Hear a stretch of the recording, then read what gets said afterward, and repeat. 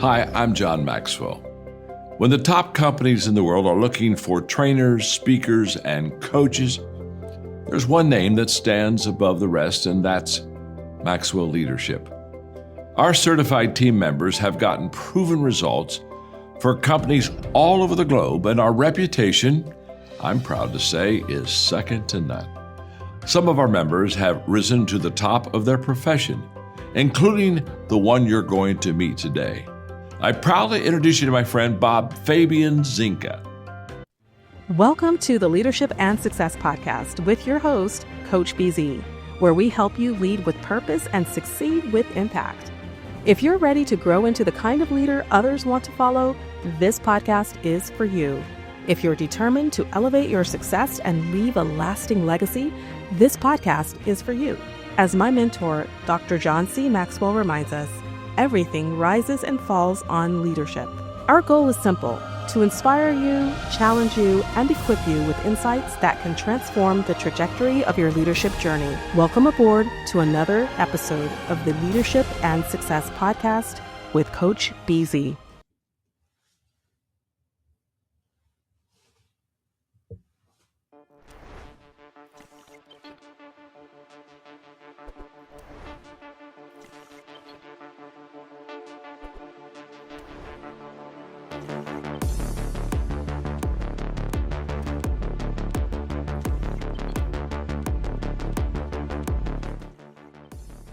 So this is what CyberTalk does. It's focusing around, if you have a risk management program, you have a vulnerability management program, maybe asset management program, which a lot of people forget about, or your configuration management program, and other type of programs that may be in place for your organization. It's going to allow you to understand how those programs operate, but at the same time, how do you connect those programs together? The main nugget for me that he dropped was the fact that with AI, it is the thing of the future. And it's time for us to get on board and get ready for what is about to take place and what is taking place. See, what CyberTalk does, it teaches you how to channel the cybersecurity landscape. It teaches you how to transition cybersecurity from typical practices over into your working roles and your jobs. This is what CyberTalk does. It was amazing. I loved Mr. Hart's presentation. He explained the history and the experience behind having an AI, get into AI and cybersecurity. I just became friends with him on LinkedIn. He was amazing. I learned about that we all need AI. We all need to put a barrier around our information and around ourselves. So thank you, Mr. Hart, for everything you've done. See now. The wait is over. Dewayne Hart's new release transforms cybersecurity leadership. In 2026, cybercrime operates like an industry, fast, automated, and AI-powered. Static security isn't enough. Master the leadership mindset required to build adaptive teams and protect digital systems. Dewayne Hart delivers the definitive playbook for cybersecurity leadership. Take charge of your cyber future. Order your copy today at dewaynehart.com.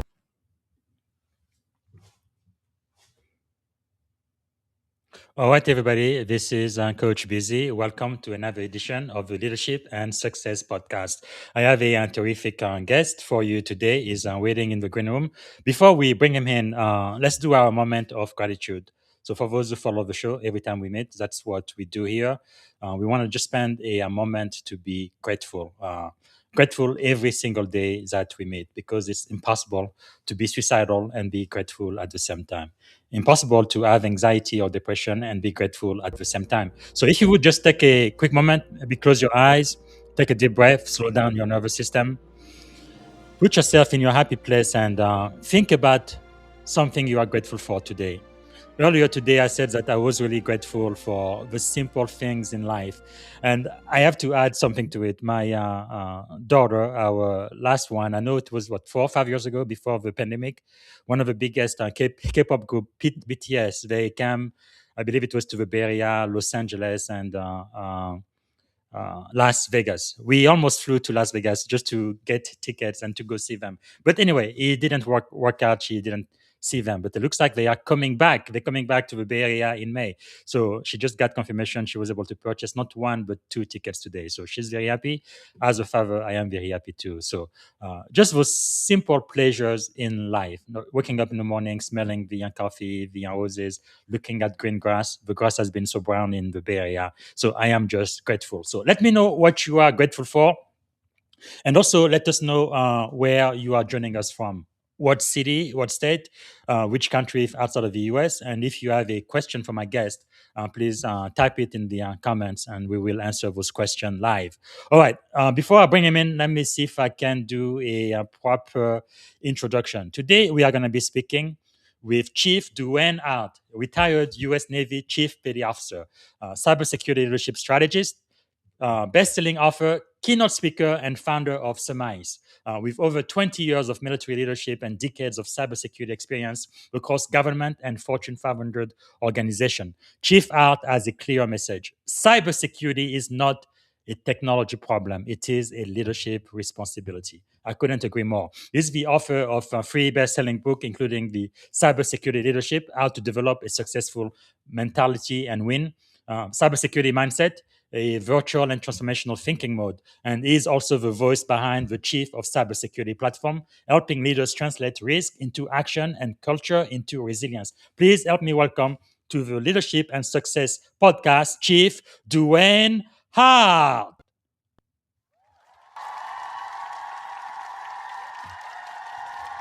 All right, good afternoon, Chief Dewayne Hart. How are you doing today, sir? I'm doing great. Glad to be here. First of all, thank you for having this podcast so we can talk about those great topics because leadership is something that's always overlooked. So I'm Yes. glad to be here. I'm glad to share my information, my history, my journey, Wow. and all my knowledge of 20 years in the Navy and everywhere else that I've been, and Yes. what I learned that can make people do great things.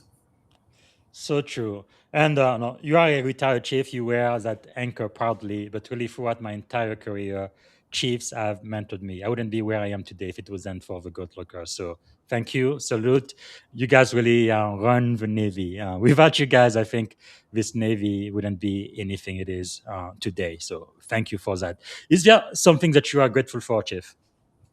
Oh, well, I'm grateful for one thing in life is to be able to have great family members. So I got to Mm, say that to my family members, all yes. of them that came in. Secondly, Wow. is to be able to go through the world and to learn. And the last piece is to successfully complete 20 years in the United States Navy, Yes. because there are plenty of people that joined the Navy and Hmm. never made it past 3 or 4 years because of True. circumstances. But I made it through 20 years because I wanted to be there. But I'm not holding that against others. Yes. Everyone has their own destiny. Everyone Hmm. has their own path to follow. And just True. to let you know, I was supposed to only stay in the Navy for 5 years. Wow. For 5 years. But for some reason, I felt I was doing great, and I Hmm. was doing great things for the Navy. So I said, you know what? Let me just re-enlist. And Yes. then, and then my chief pet officer said, "Hey, well, the Navy has a $15,000 signing bonus, Wow. right?" So I took the signing bonus, and I got promoted. And then from there, things just started to expand. Yes. Yes. Wow. That is incredible. When people first meet you, Chief, is there maybe something about you that most people do not know? Oh, what is most people do not know is that I'm normal, right? Most people would think that I'm very techy, right? Very, very techy. That I don't do basic things in life. And I'm gonna be honest, I go to the Golden Corral to eat, like many other people do, right? And that is honored because Yes. one of the things I think that people have to realize is that when you see the word cybersecurity, and you see someone that writes cybersecurity, you don't have to put yourself in the box of fear, right? Yes. Because I met people before and I had some great conversations. And then they ask me, what is it that you really do? And I tell them what I do. Immediately, they grab their cell phones and start to holler. And then the conversation changes. Mm. It seems like they're afraid of something. So I always like to say that I'm a normal person. I'm just like the next person who's trying to live life and to move to the next level Mm. and to have fun and to see what the world has to offer. Well, you've definitely made this significant contribution to the cyber security subject with all of the books you have. For example, the CSSP practice question, which is pretty cool. I used to be on the board that decided which question would be on the test. It's really, really tough. Cyber security leadership, which is your newest book, but also the cyber security mindset. And on top of that, you also have a podcast. I don't know where you find time to do all of this. And you also have a huge YouTube channel where you really bring cybersecurity down to the folks. It's just incredible your passion with cyber security. How did you get into this field, Chief? Well, first of all, I let people know that I put in 8 hours a day for everything I do. Now, the reason it's so easy to manage all of these uh, lanes here, as I may call them because I've been to so many lanes, is because as you move through the industry and cybersecurity, uh, you begin to understand things a lot better. And you begin to understand how to operate efficiently. Books are written based on something that I'm thinking about, right? And what I do is that I take everything that I've known for 20 years in the United States Navy that I can sit here and talk about for 5 hours. Yes. I take my college experience, I take my speaking events, I take everything that I've done and make it all work together. This is the reason why it's so easy to have a podcast. Just like I was explaining to you before, is that for most of the podcasts that I do, I pretty much don't have a script now because when I first started my podcast, one of the podcast hosts told me, he said that you need a script. And I used to go through this script and just read it. Kept reading the script. And then I got to a point where I said, you know what? I'm trying to follow a script. Why don't I just and so to get back to your question, Yes. I came into the world of cybersecurity by kind of a default because when I retired out the military, I was supposed to be a leadership coach. Can you believe that? Because I taught leadership for my last 3 years of the military. And Wow. I used to travel around the Southeast region to all the naval bases. And I used to teach leadership, plus I used to help write the curriculum. And so when it came time to leave the Navy, the first thing I thought about was that I could be a leadership coach. And Yes. then I started to do my research and realized that, I can just take leadership and transition that into other areas. And my first job out of the military was an IT job. And I was pulling Wow. cables through a ceiling. And then I started to realize some of the other areas of IT. So I finished my college degrees and my certifications. And I said, okay, I want to be a software programmer. And when I was taking these courses in college, I did not like sitting at a desk, just hitting a keyboard. So that wasn't going Yes. to work for me. So my second job that I had, I was on the night shift. And I saw someone that came into the data center with the CISSP book. And I said, that's kind of interesting. So I picked up the book and read Yes. it. And it was intriguing because Sean Harris was the one that was Yeah. advocating for the CISSP Yeah. certification. I've got plenty of books here. Logical Yeah. So, security. yeah. Okay. So I picked Gold up the book standard. and I read it. And I said to myself, you know what? I'm going to study this and I'm going to pass Wow. the test. And I studied for 6 months and I passed the test. And Incredible. then after that, I started to gain some government contracting jobs. Wow. And then from there, I just started to liked cybersecurity. And then That's amazing. one day I was talking to a friend of mine, and he said, "Dewayne, what's your next step?" I said that I don't know. And I was sitting down on a Sunday afternoon watching my favorite football team, the Pittsburgh Steelers, play. Mhm. And immediately at halftime, something kind of resonated with me and said that you can write a book. So I Wow. went upstairs and I just wrote down a couple of things and I said, "A book? Me? Write a book about what?" And I started to do my research. And the first major book I wrote was the cybersecurity mindset. And I Wow. went through a couple changes, Mhm. and then I wrote the cybersecurity mindset. And then after I wrote the book, then I started the podcast. And then so after I started the podcast, and I started to speak. And Mhm. then after going on the speaking trail for so many years here, I just started to write my second book on cybersecurity leadership, which Yes. just published back in December of last year. So, the Mhm. book has only been on the shelf for 30 days. Wow. And here I am today, uh, Amazing.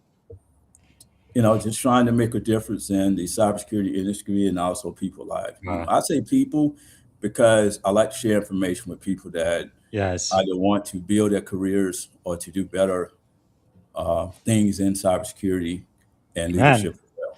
that is really amazing. And the lady you mentioned, Sean Harris, she's helped more people pass the CSSP than anybody else.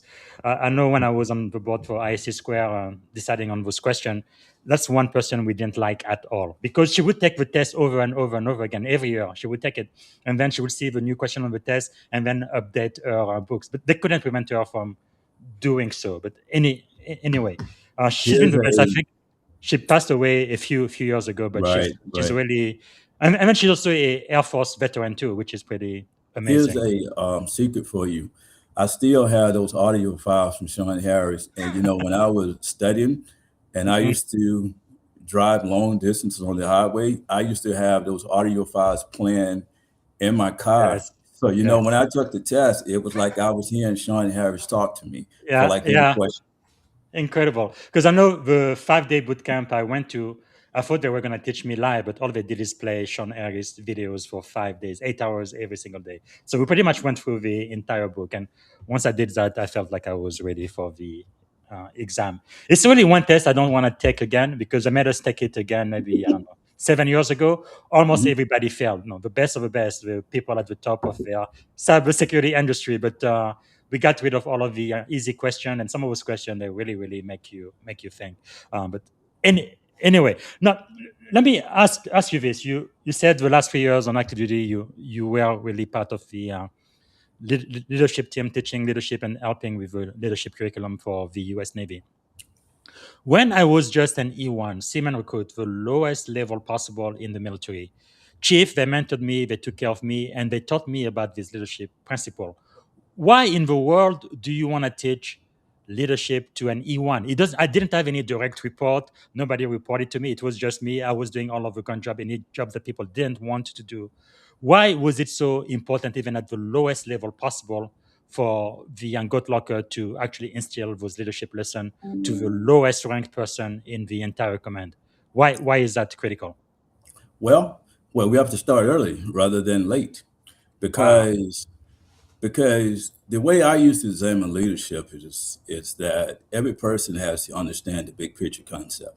Yes. When we look at the E1 that has just joined the Navy, that particular E1 has to understand what is it that the chief is experiencing every day. What is the chief Hmm. talking about? Why is it important to follow the Navy regulations? Yes.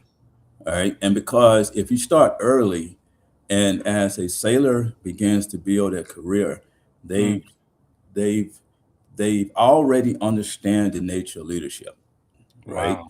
So we can easily now place them in a leadership role and it's Hmm. instant. Because if we Man. start late in the ball game, now someone doesn't understand the nature of leadership and they don't understand how to lead people. So you Yes. have to start early rather than late. And this is the reason why I state that everybody is a leader. Yes, Okay, yes, because Someone somewhere led another person. Even if you take a 7-year-old Mm-hmm. um, that actually has a brother or sister at 4 years old, and that 7-year-old takes the responsibility of making sure that they get up every morning, make sure they got their clothes, make sure they eat, Yes. making sure that they do the smaller things they need to get done. That's Mm. leadership, and it starts early. That's powerful. Man, I was so proud when I finally made petty officer third class. My goodness. But yes, it's true. Really, throughout the military, even the other branches, leadership is so key in what we do. And that really makes the difference, I think, between the US Armed Forces and all the other militaries out there. So maybe, Chief, can you take us back to the moment you realized that leadership was more about people than position? What did All the right. Navy kind of teach you early that still guides you today? You know, I would say that I really did not learn more about leadership Hmm. until my uh, the last 6 or 7 years in the military, right? And see, that story resonates because I probably should have been promoted to chief earlier. Hmm. And you learn. So Yeah, I you, learned you were telling leadership. me that it took you like 16 years, right, Right, to reach right. it. And I should have been in khakis maybe about 12 years. Part of that was because of the fact is that as a sailor, I was more into doing the work, right? Because Mm, I enjoyed working on $65 million worth of equipment. And yes. I used to fall asleep next to equipment on board a ship. And I Mm. used to walk around and say, Oh, my sorry. For, system for, is up for and those who working. don't know, SME is subject matter expert. We have so Right. many acronyms in the Navy, but yeah.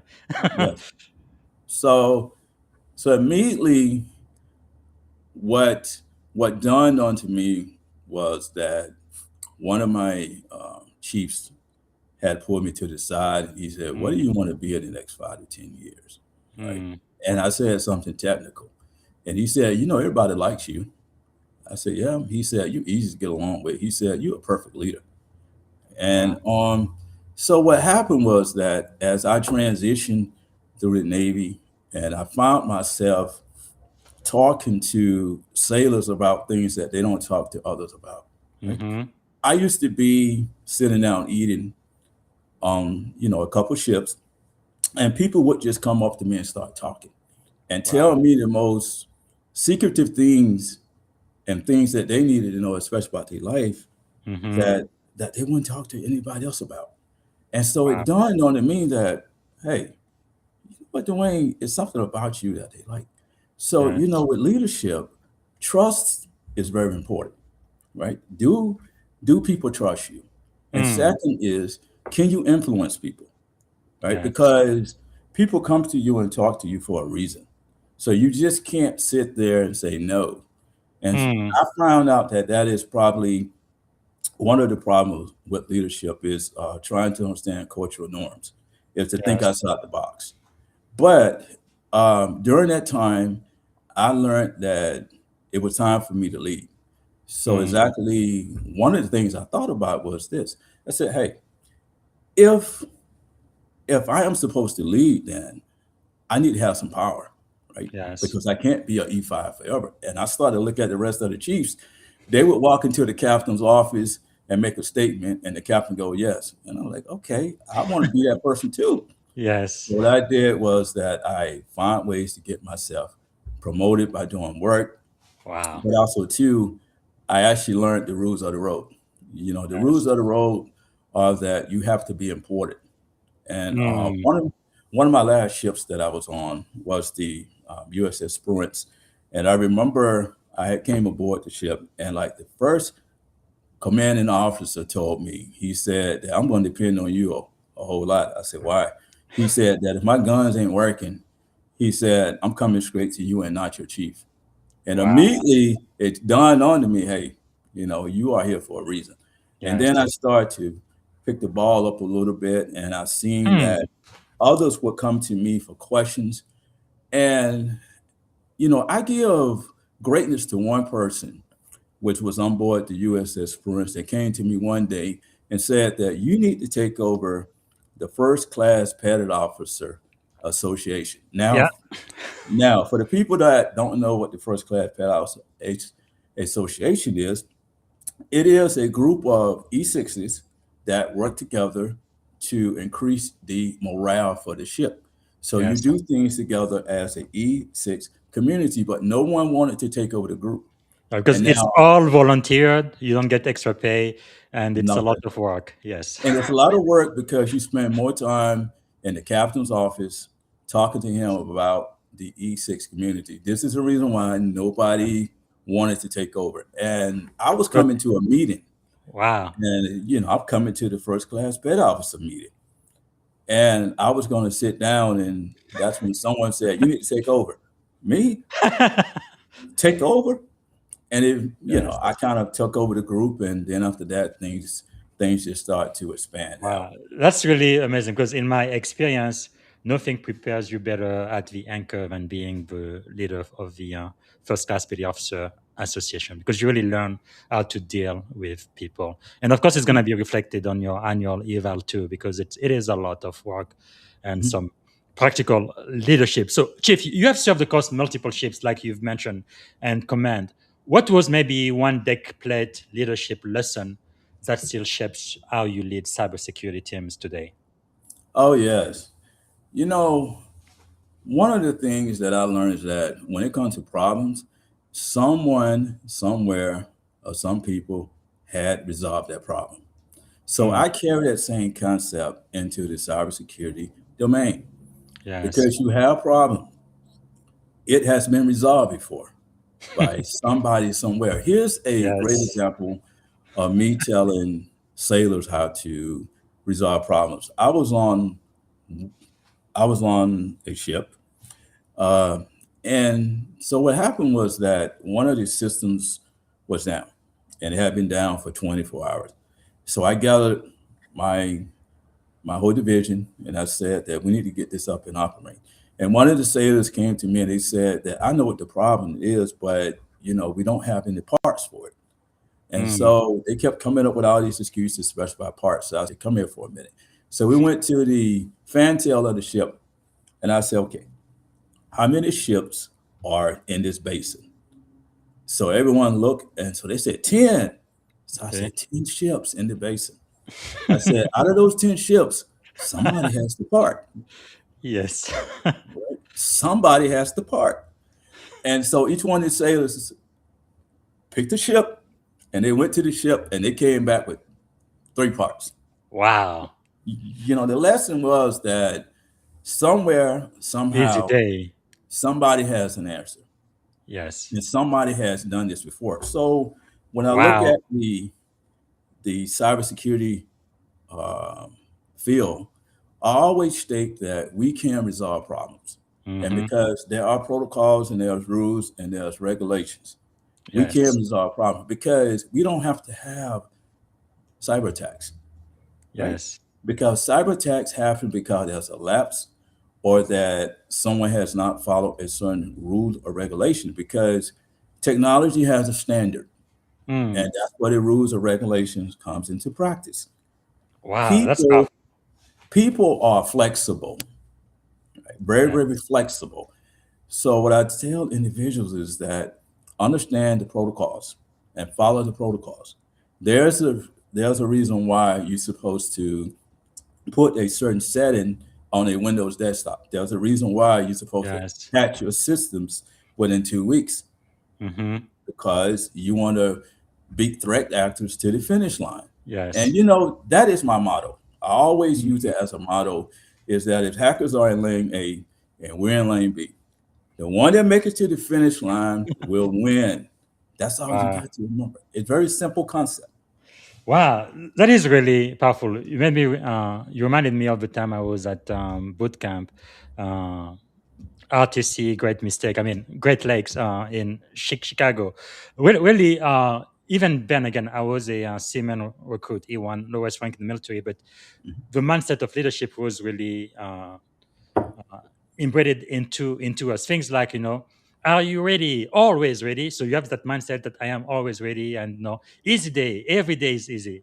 It may not be easy, it may not look easy, but that's what I think, and therefore there's got to be a solution to whatever problem or challenges I am facing. Right? I am a United States sailor, and nothing is going to be able to resist me. That's really a mindset that will allow you to pretty much accomplish almost anything instead of being like, oh, what do I do? I'm depressed. I don't know where to go. When you think there is a solution, eventually you're gonna find your path to that solution. That's really Well, powerful. well, you know what? I just want to make a statement here. Yes. It's because military personnel have a strong advantage when it comes to cybersecurity because Mhm. of your of the way you're trained. Because military Yes. personnel are taught combat warfare. Combat Mhm. warfare and cyber warfare are best friends. Yes. You know, the other part of the house is that military personnel understand how to protect data because we know that Mhm. confidential information should Yeah. be stored OPSEC. properly, right? That's right. OPSEC is taught to Mhm. us. Operational resilience is another factor because Yes. you're on board a ship and you have to sustain operations. So you've Mhm. been through that training before. Even so in the Army, you know, operational resilience plays a factor as well too, because in a combat zone, Yes. you know, you have to keep the equipment working. Yes. And so military personnel have a strong Mm. advantage for cybersecurity because of Yes. the term cyber warfare and combat warfare, which is best Mm. friends. That is powerful. Great way of looking at it. Now, let's talk about you becoming chief. That's such a great achievement, milestone. Like I told you in the green room when I was at boot camp, I was like, one day, one or two things going to happen. Either I make chief, E7, senior enlisted, or I make commander, senior officer. It just happened right after I made E4, I was a bit of the third class. I had the opportunity to become an instant for the direct commission officer program. But when you became chief and you were that anchor,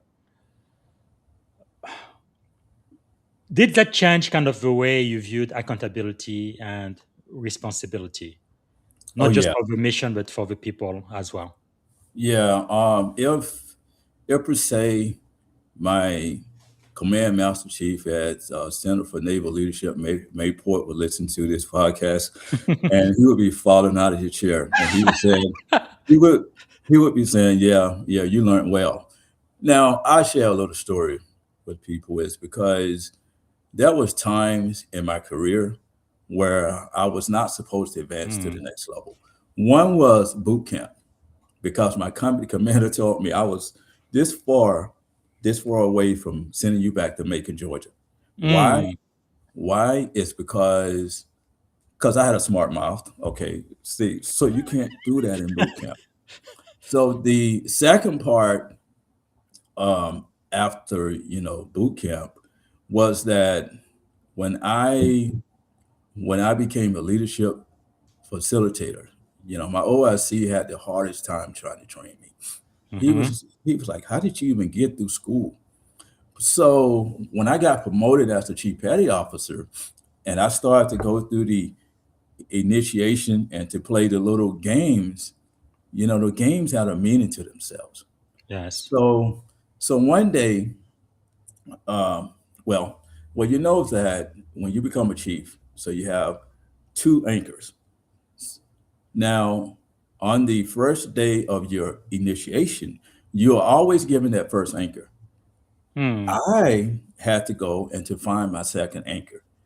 And so what's dawned on to me was that one of my greatest mentor, uh, retired Master Chief Abin Crawford, Mhm.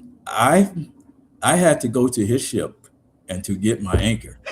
So, now you are a selectee and you're getting promoted. So I came aboard the ship and I asked the officer of the deck, "Where's the chief mess?" So he said, Yes. "You can go see the chiefs down the hall to the right." Mhm. Now, instead of knocking on the door and asking for permission, I opened the door and said, "Hey, I am here to see Master Chief Abin Crawford." Every chief jumped out of their chair, broke me apart, and sit me outside the door. right? And then I was able to knock on the door and I asked respectably Conviction. to come in. Now, the Yes. lesson was I was used to having things done my way because there is a level of respect that you Mm-hmm. have to build for people because you Yes. just can't force your way upon people. Mm-hmm. So eventually I I went in and Master G. Crawford sat down and told me, now what you gonna do to get these anchors? He said, Wow. because I don't give things up easy. And he sat down and talked to me and he said, hey, he said, I want you to do one thing. I want you to come by my house and I'm gonna sit down and I'm gonna give you a conversation about Mm. being chief. And what he taught me still stays with me today because Amazing. we live in a society where sometimes you make decisions that Mm-hmm. are not respected, but you have to value the consequences behind those decisions that you make Mm. because you Wow. have to take ownership of those decisions because you may find people that Yes. don't like you, people that may say that you're selling us out. Mm-hmm. And if you are not being liked by certain chiefs, then guess what? Those chiefs may not help you. So what you Mm. have to do is to realize that there are unwritten rules in the world. And Yes. that's one of the things I learned as a chief is that the unwritten rules are a lot more powerful than the written rules. So what you have Wow. to do is to learn how to strategize and learn people. Mm. And what I learned when I transitioned over over to chief was that everything I had done in the past represented the anchor. Now, Wow. I was not perfect, and that's why we call it the foul anchor because Mm-hmm. you're not perfect, but you are good at what you do. Hello Yes. there, USS Bruins. Yes. So that Wow. was my day of transition, I may call it. And I remember after the initiation, and once I Mm. got promoted, the first day I walked into the classroom and I started to teach, my OIC like, what happened to you? I go back. He said, you are 180 degrees different person. And I was Yeah. energized, but it takes certain things from certain people, Mm-hmm. and it takes a person to take a self-evaluation of Yes. themselves to see where they are. And certain times that will motivate you to actually go to Wow. the next level. Man, that's leadership. Amazing. Let's talk about your instant bestseller, the cybersecurity leadership, how to develop a successful mentality and win. Now, one of the first questions I want to ask you about this is, you often said, right, cybersecurity is not a technology problem; it's a leadership problem. What do Yeah. most executives still get wrong about that? Can you unpack that Well, for us? well, we get it wrong because of the fact is that we have a million technical gurus on the planet. All right, so we can have technical gurus at a dime a dozen, Mhm. but who's going to lead the technical gurus? All right, Yes. now this is where leadership comes in. Mm. So the premises of the book is to have anyone that is interested in cybersecurity leadership because you don't have to work in the tech industry because the Yes. language is written in a format that is not too technical, but it is Mhm. technical, and it also has a leadership spin to itself. Yes. So the book teaches individual how to transition cybersecurity into a business solution. Or if you're with the federal government, you want to transition that into a national defense strategy, is what you're Hmm. trying to do. Because the government doesn't per se use the word business, so it's national defense or national strategy. It's Yes. pretty much what you're trying to do. There are there are four there are four parts to the book because the book itself is a model, is a Hmm. model. So you start off by actually learning the purpose of cybersecurity leadership because you exist for a certain reason. Yes. One of the strongest points I push is that you have to have human interaction because you Mm. have to be able to deal with people. Yes. Then I kind of move on to the second section and focus on what are the requirements to lead. Uh, Mm.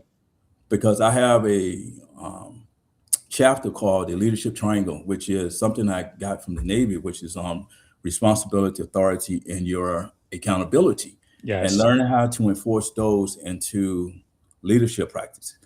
Afterwards, you're going to move into section 3, where you talk about yourself, right? Where you learn about what does it really take for a person to lead Mm, based on making the right decisions, yes. based on the way that you communicate, because you have to be decisive. Now, there's no right or wrong way for a person to lead. I'm just Hmm. giving you tools in Yes. section 3. And the Wow. person has to decide on how is it that they want to communicate to executives and their different Hmm. team members and so forth, because everybody has a voice. Yes. And so I put scenarios in the book as well too, so that individuals can see actual things that happen, because a lot of time, especially with leaders, you always forget about the junior person, because the junior Mhm. person that comes on board may just tell you that they seen something on a report that makes sense, and you go, listen up, Yes. you're young and you're just coming out of the door, man. You don't particularly know what you're talking about, and you overlook that, and it could Yes. cause a cyber attack. So, Mm, so everyone has a voice, and the powerful. last section, it focuses on activating cybersecurity leadership.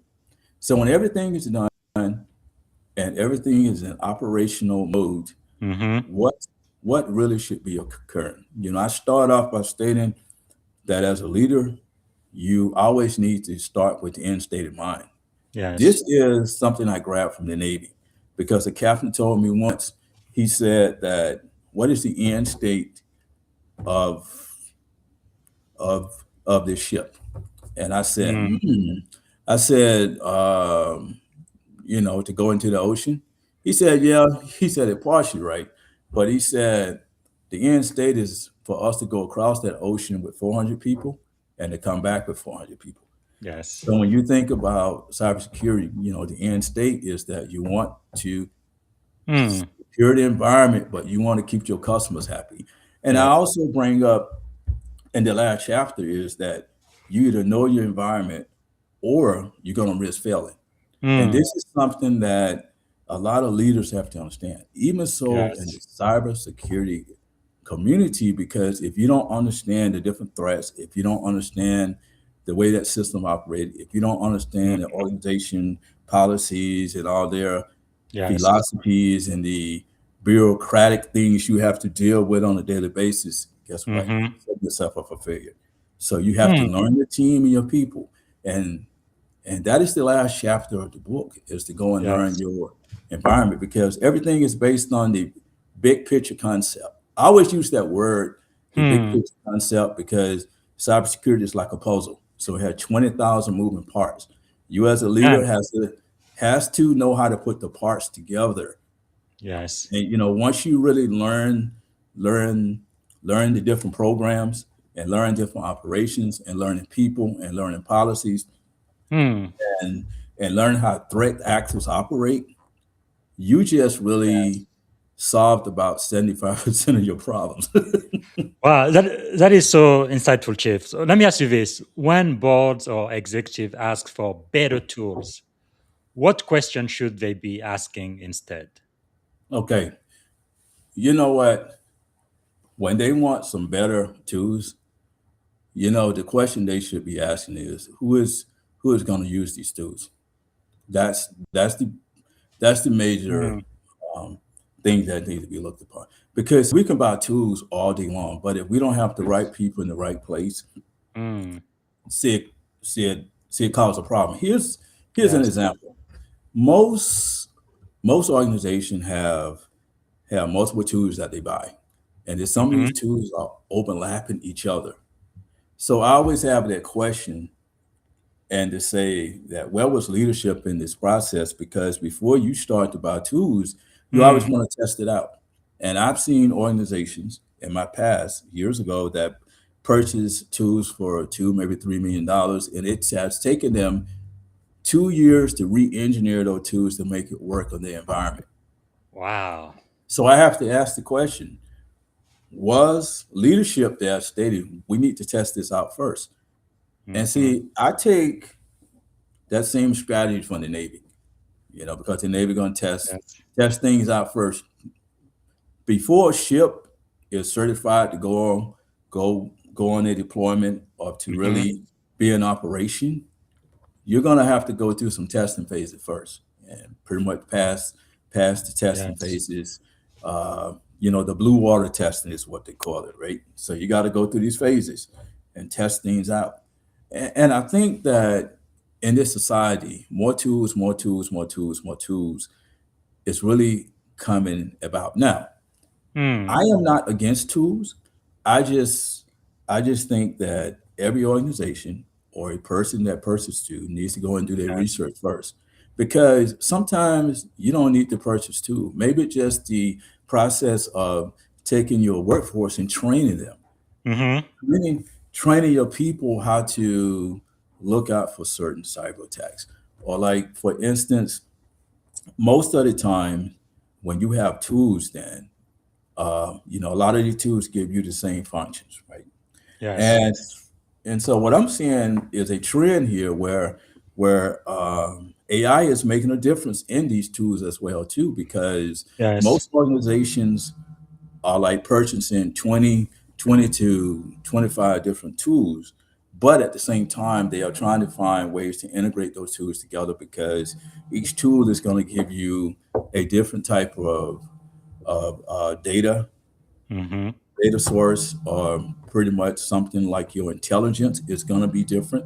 So your data may be different from all those different tools, but if you can compound all that together, well, now what you have is a consolidated view of your threat picture.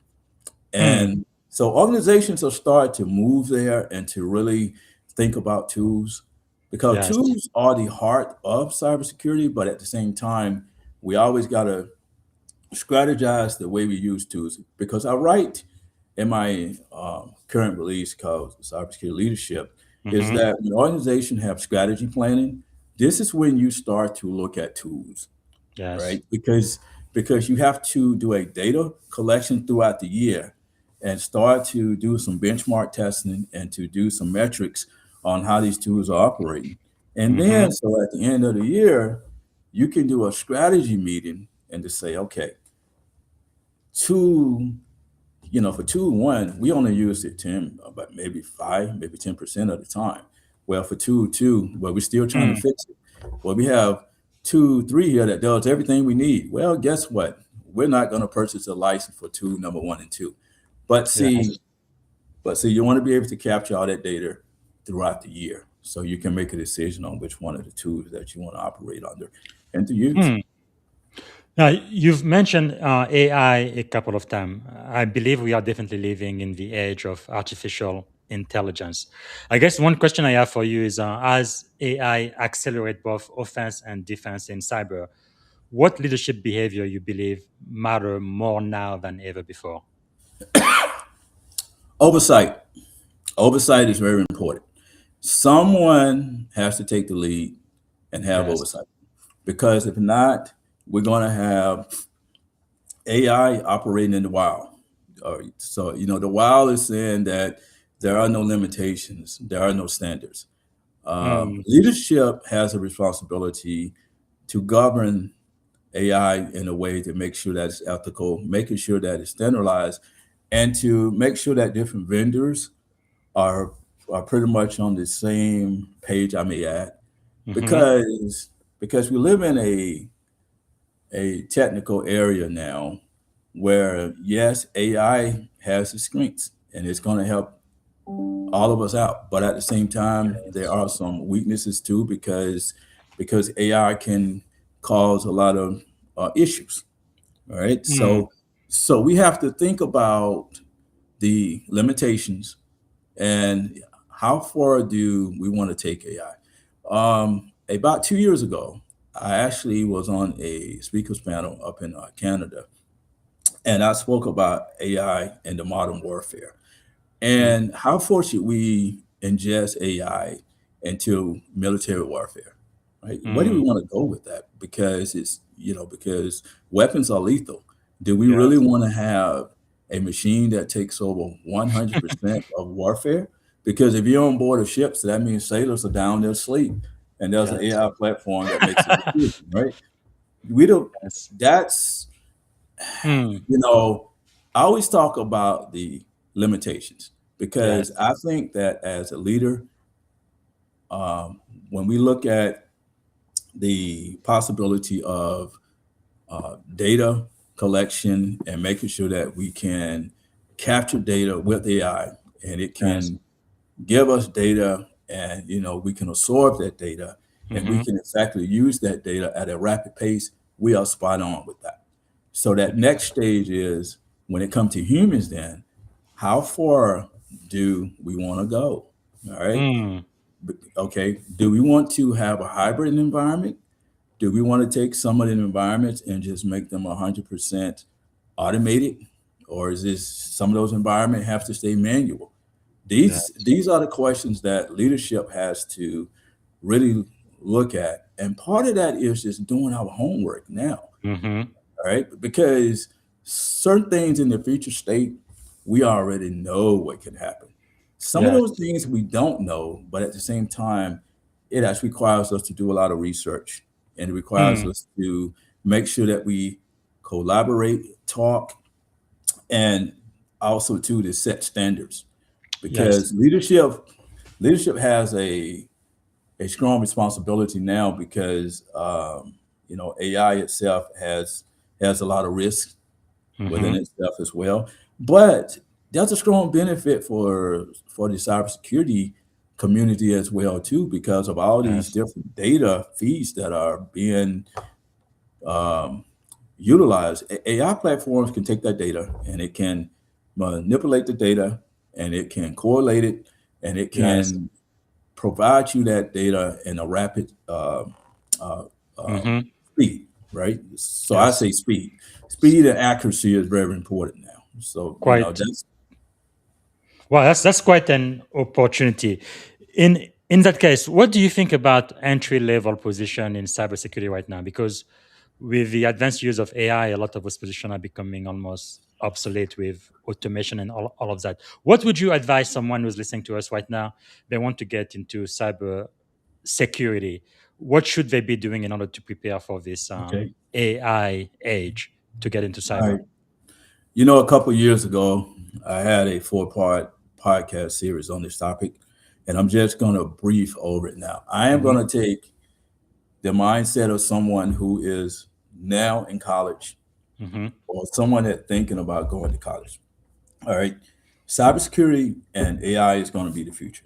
So you have to learn as much as you can and Yes. special college. But the better part is that when you get the certifications and the training down. So so if you want to transition over into this new tech area of AI and cyber, start to network. But you don't Mm. have to wait until you graduate out of college. There are job fairs, there are technology events that go on every day. Yes.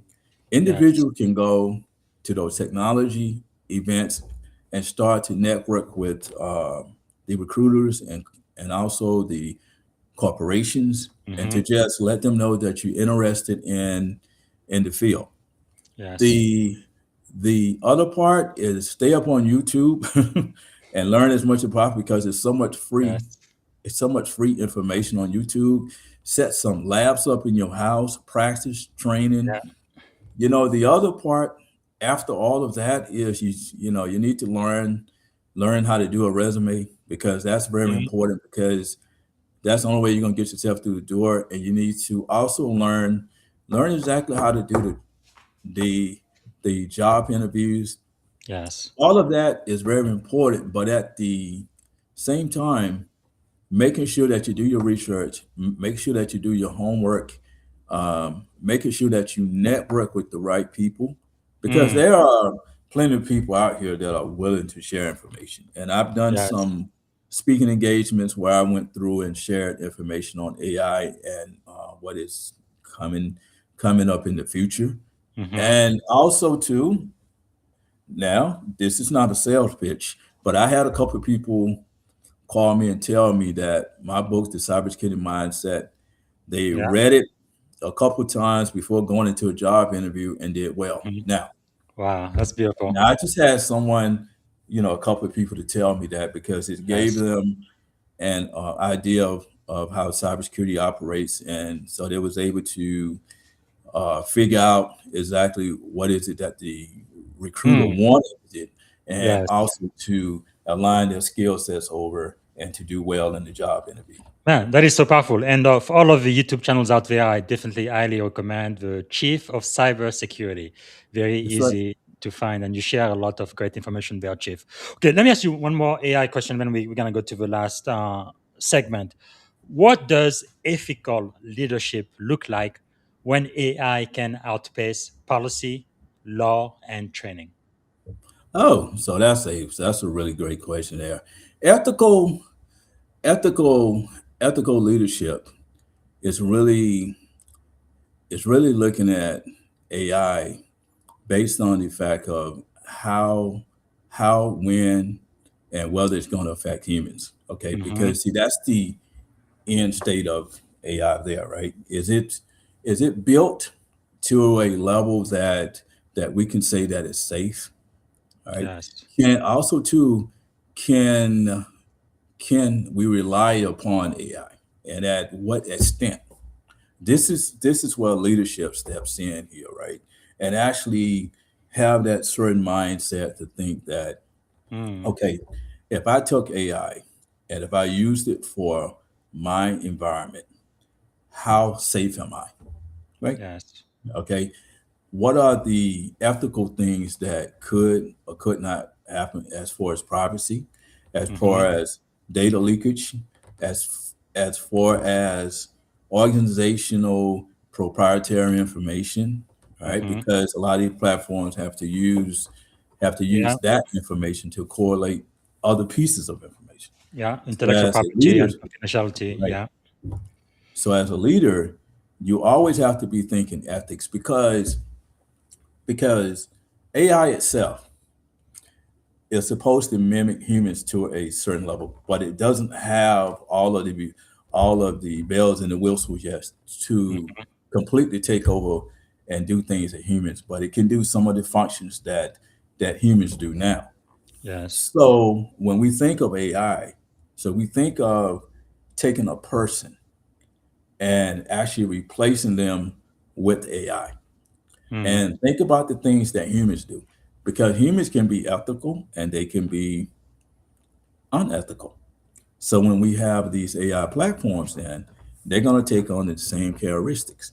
Mhm. So what you have to think is that, what if a person was doing this, right? Mm. See, I always like to equate it to humans, right? Okay, Yes. because AI to me is nothing more than robotic software. That's all it is. Mhm. All right. Because a physical robot was standing up and it's supposed to talk and mimic and do everything we do, but the Yes. but the digital area now with AI is just having a robotic software, and it's supposed Mm. to mimic us, but there's still a lot of work to do. Yes. Leadership, and I'll say this again because I put this in my book, is that when you strategize and try to design different platforms and you're thinking about AI, Mhm. think think about ethics, think about the future state. Think about the fact of, what if a normal person was standing here next to me, and what are Yes. some of the things I need to think about? Do I just let Mm. this person take over and I don't completely know, whether they can be trusted or not? But it's the Mhm. same concept with AI. Like you don't Wow. completely just transition over, because everything has to be in stages, right? In stages. Makes sense. Wow. Thank you so much for sharing. So technically we are out of time now, but you said you could give me another 15 minutes. Yes, Chief? Oh yeah, I give you Okay. another Okay. 15 Good. minutes. Hey, Thank you. I got Oh, please go ahead. yeah. When you use the word chief, my family still call me chief. The They're better. probably listening now. Yes. It's I think once I retire from the Navy, I don't think I'm gonna make captain. Yeah, I think I wanna be called commander for the rest of my life because that is quite an achievement. It's incredible. Man, being a chief petty officer in the most powerful navy in the world, it's incredible.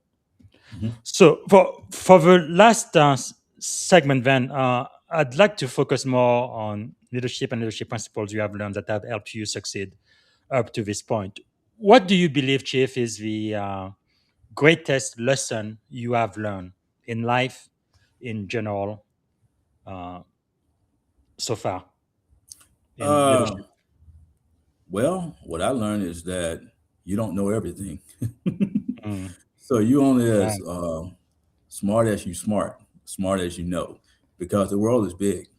And if Yes. you think you're the smartest person in the room, then you need to leave the room, right? Mm, All right. So powerful.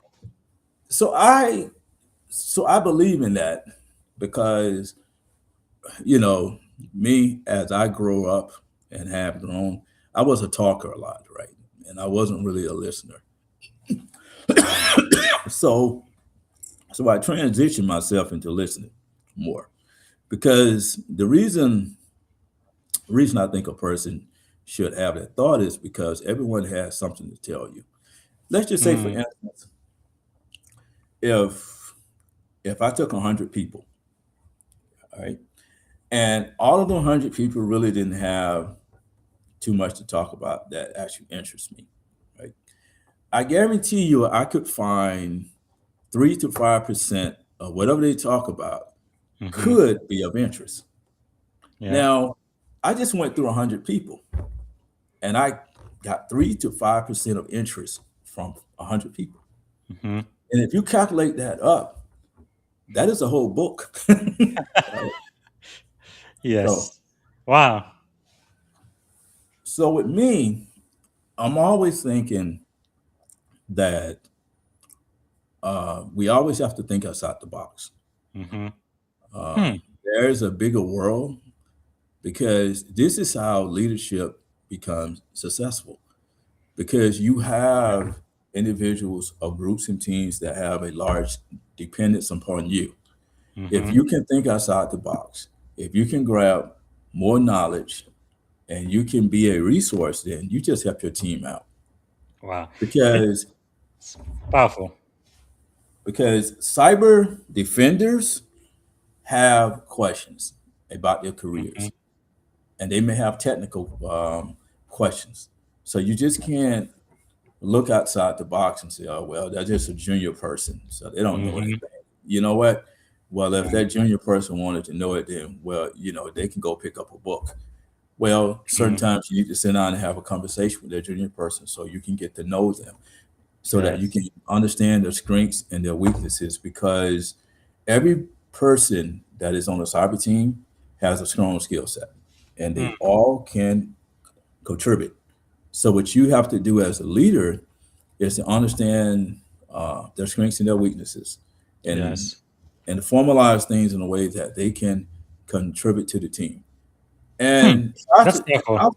right, and also just try to remove all the silos out of the way, because you have people that will work on their own or Yes. just want to be in a corner. So you have to have people to come together as a group so they can share their ideas.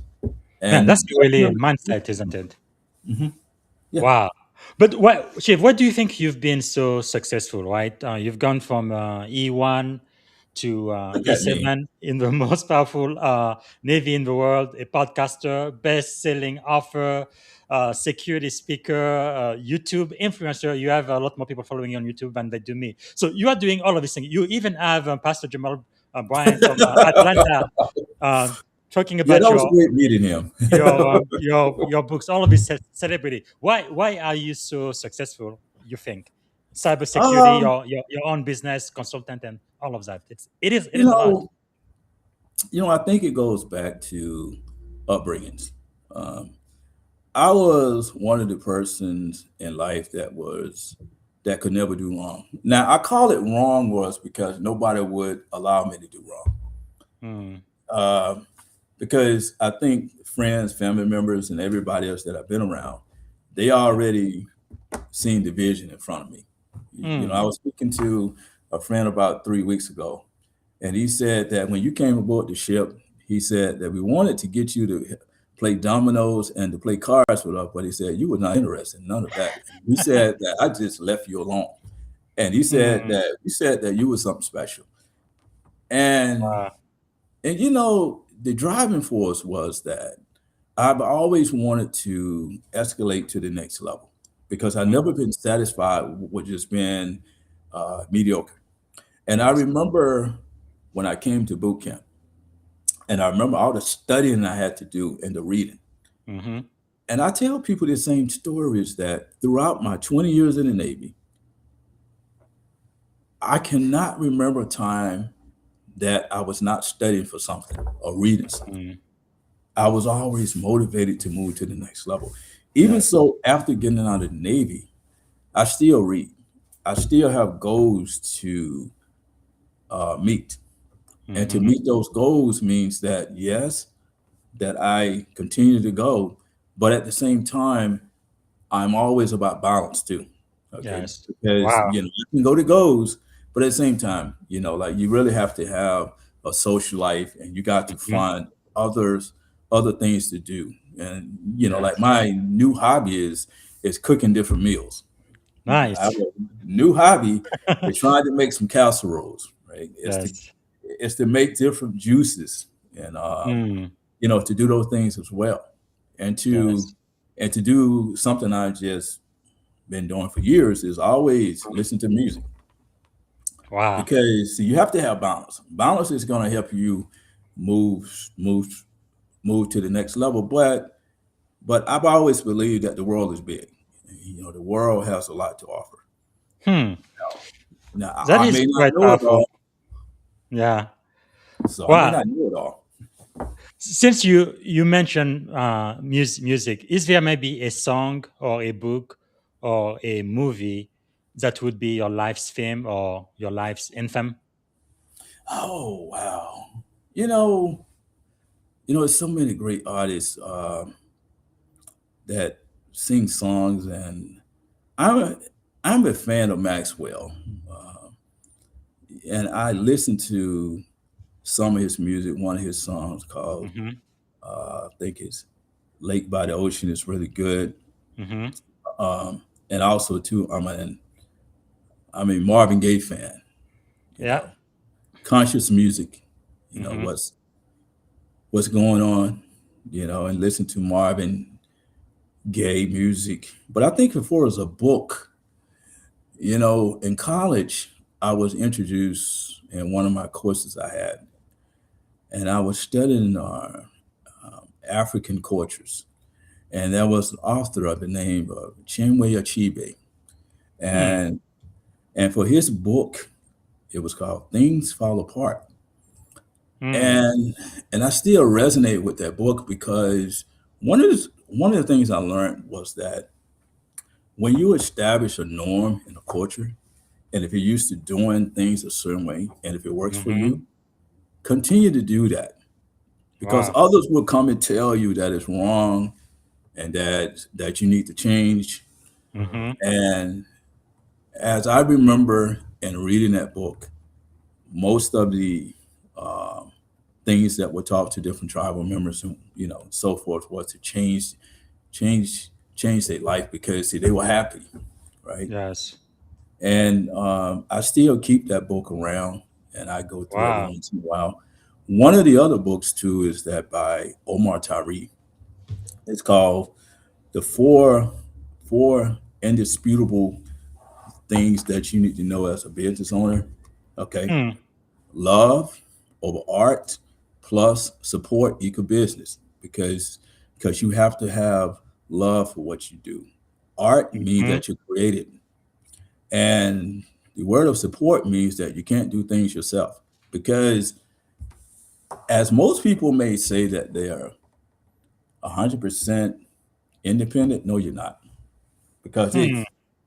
you can't survive by yourself, even a business owner, right? Because Yes. you can talk all day long about what you did, but your staff is the one that put in the work as well too. And Hmm. I like those two books outside my own. Uh, for my new publication, every once in a while, I go pick it up off of the table and I flip Yes. through it, and then I'll go look at a paragraph and read it. I said, Wow. "Wow," you know, and just to keep going through it. So I keep a copy by my bed as Mm-hmm. well too. So if I wake up and just kind of want to read, then I go and browse through it and Yes. read and to find better ways to educate the community on cybersecurity because I want Wow. everybody to succeed, right? That's really powerful. Again, the books, Things Fall Apart by Trana Achebe. Mhm. And you also mentioned the equation, applying the Yes. four indisputable component of business success by Omar Tari. Wow, thank you so much for sharing that, Chief. So what are you learning right now? I know leaders are learners. What kind of things are you learning these days? Oh, okay then. I am I am learning more so about AI governance is Hmm. the stage.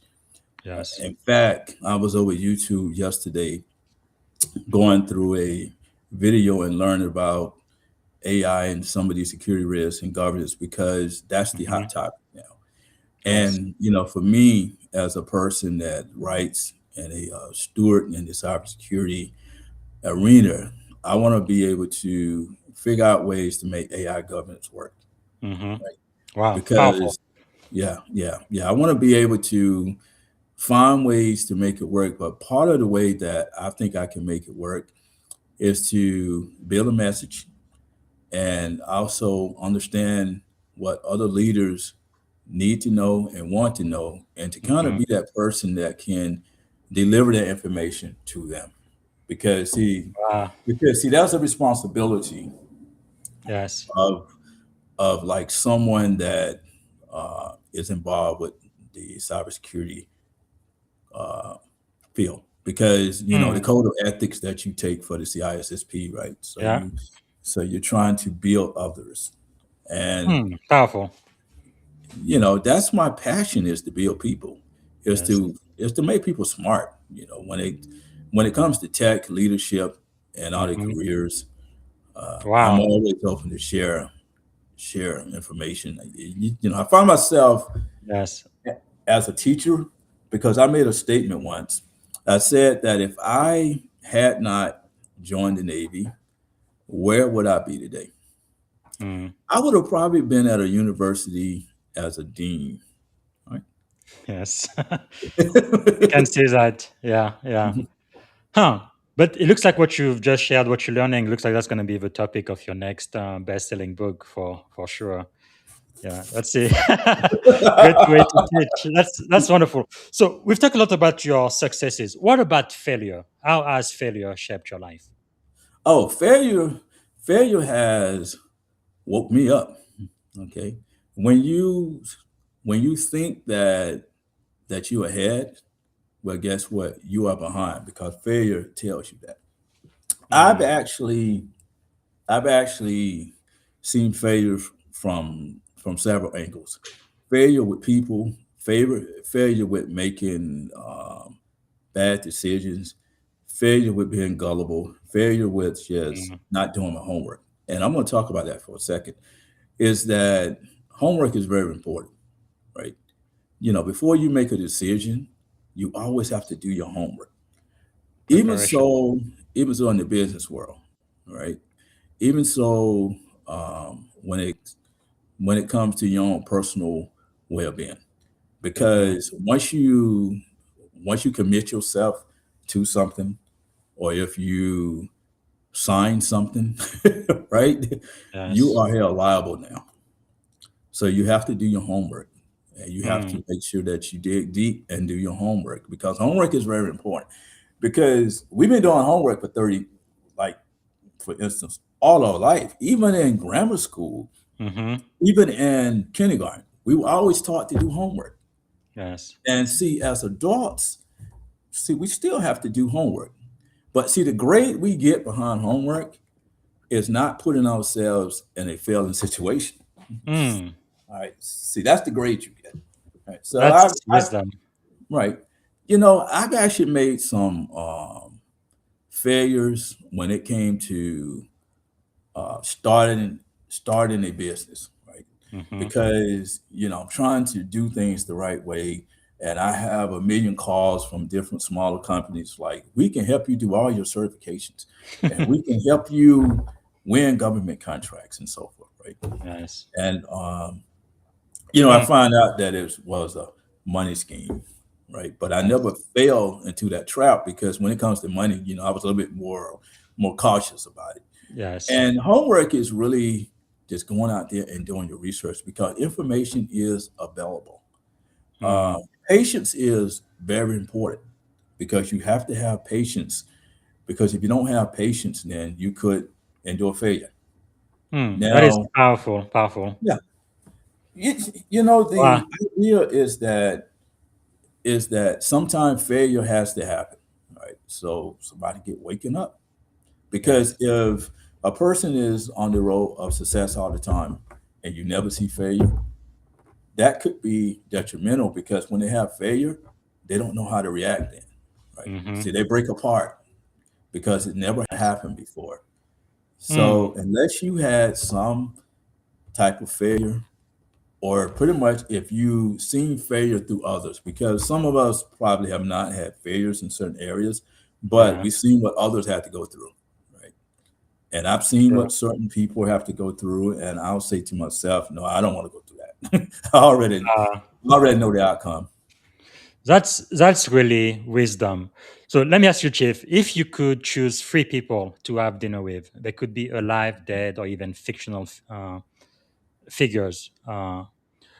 Who would you choose and why? Huh. Three. All right.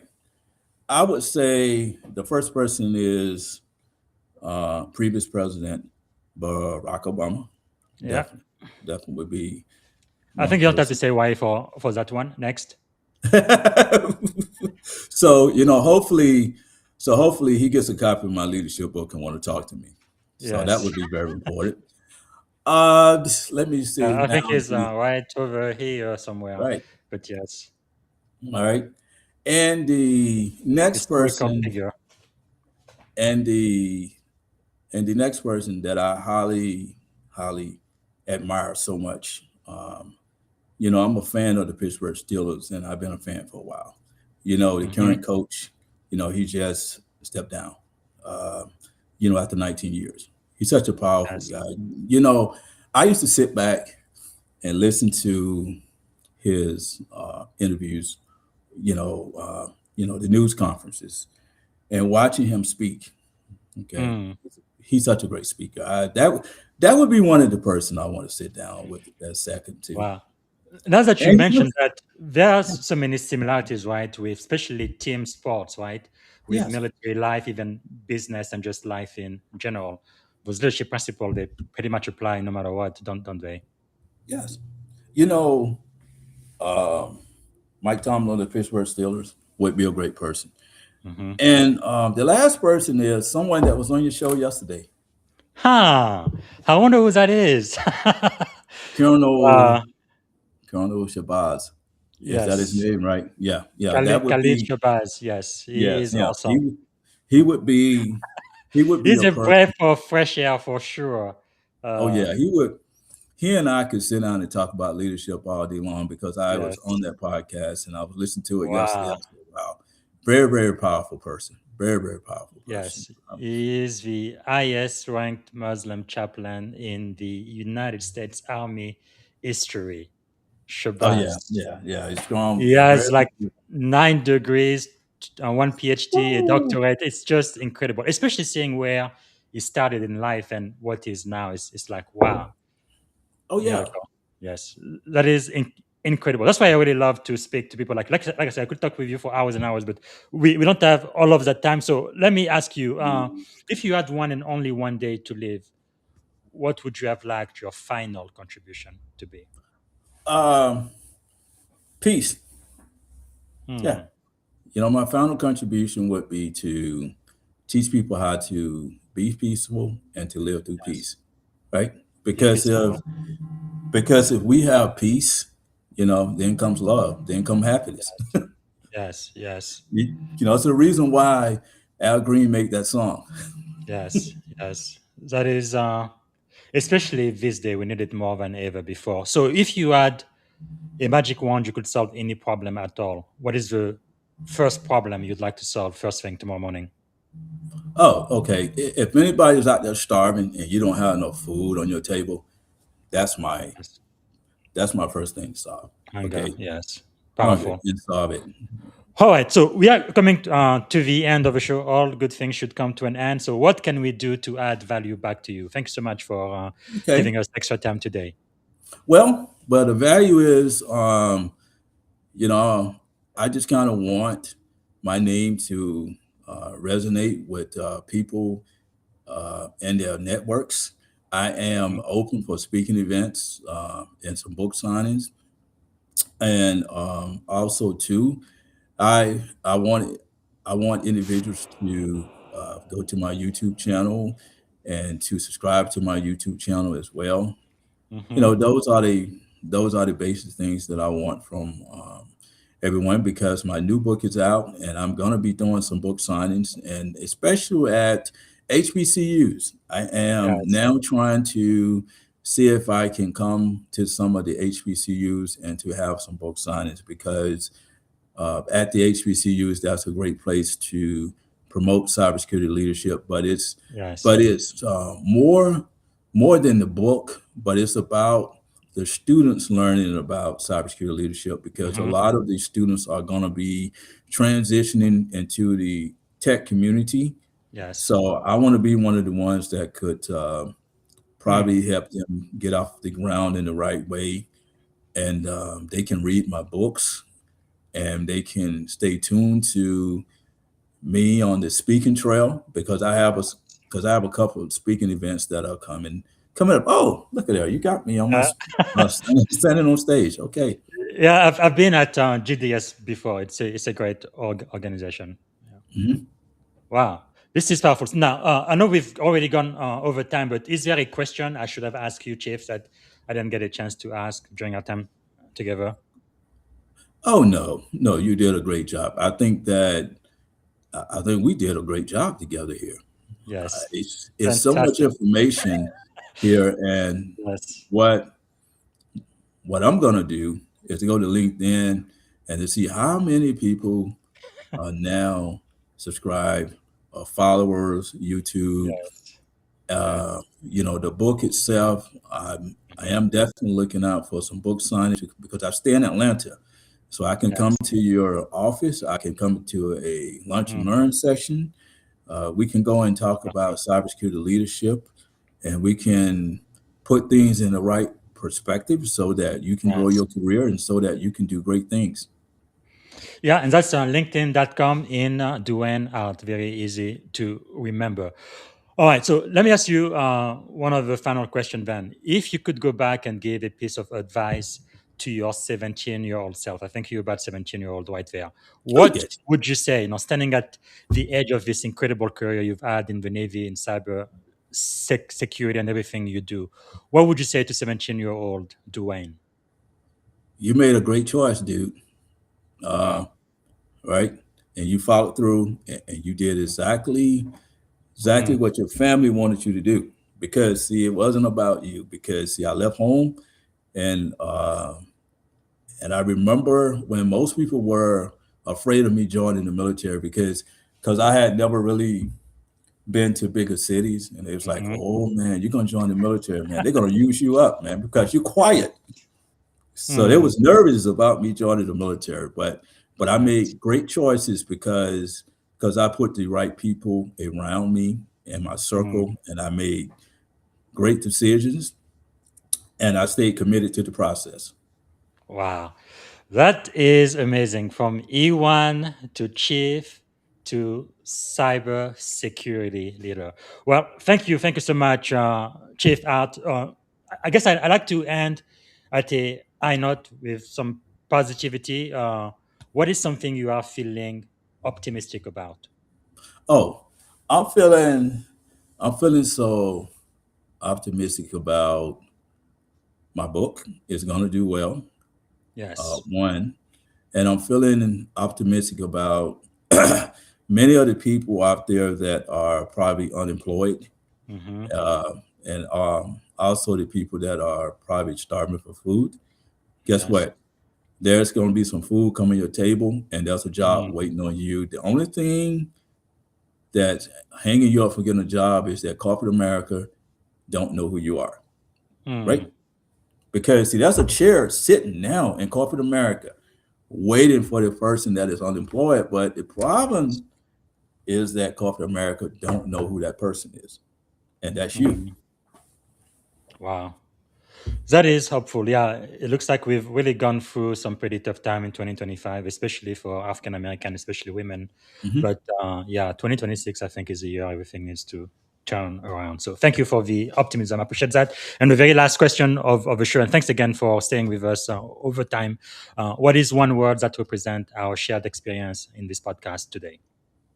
Oh, one word. word. Stay happy, be happy. You continue to commit yourself to the next level, and just remember that if we're in lane A and hackers in lane B, we need to beat them to the finish line. So if you read my books and you go to podcasts and all my speaking events, I'm going to show you how to beat them to the finish line. Well, thank you so much, Chief Dewayne Hart. Really appreciate you being one of our master's teachers today, and for your wisdom and everything you've taught us, not only about leadership, but cybersecurity and also the U.S. military. Thank you, Chief. I appreciate that. Okay, take care. All right, everyone. So that's Chief Dewayne Hart. Please follow him on LinkedIn, and his YouTube channel is really, really cool. It's much bigger than mine, right? Chief of Cybersecurity. Make sure to follow him there. And of course, we talked about his book, his latest one, Cybersecurity Leadership. I think even if you're not in cybersecurity, this book will still be important for you just to understand principle of leadership. And CSSP practice question for those who want to take the CSSP, I believe the gold standard for security professional, and the cybersecurity mindset. All right, we are so grateful. And quick reminder that tomorrow morning, I think 9 a.m., 12 p.m. Eastern Time, I will be speaking with Colonel Thomas Gordon, U.S. Marine Corps retired, principled, formative, and resilient. We're going to be speaking about his book, The Marine Maxim. So Marine Maxim in action, building character that withstand command. That's going to be tomorrow. And I'm going to be back tomorrow again with our study on the book of Proverbs. Tomorrow will be on Proverbs chapter 23, since it's going to be January 23rd. This is not a religious broadcast, but we're just going to be focusing on ancient wisdom and leadership lesson from the book of Proverbs. All right. I hope to see you tomorrow, 9 a.m. Pacific, 12 noon. And until tomorrow, have a very wonderful rest of your day. Bye for now. Thank you for tuning in to the Leadership and Success Podcast with your host, Coach BZ. If today's episode added value to your leadership journey, be sure to subscribe, share, and join us again for more wisdom nuggets on how to lead better and achieve greater success. Remember, leadership is the most critical skill of our time. The world will always need leaders to inspire others, drive innovation, and execute meaningful strategy. So why not count yourself among the bold leaders shaping the 21st century? Until next time, stay inspired, stay committed, and keep leading with excellence.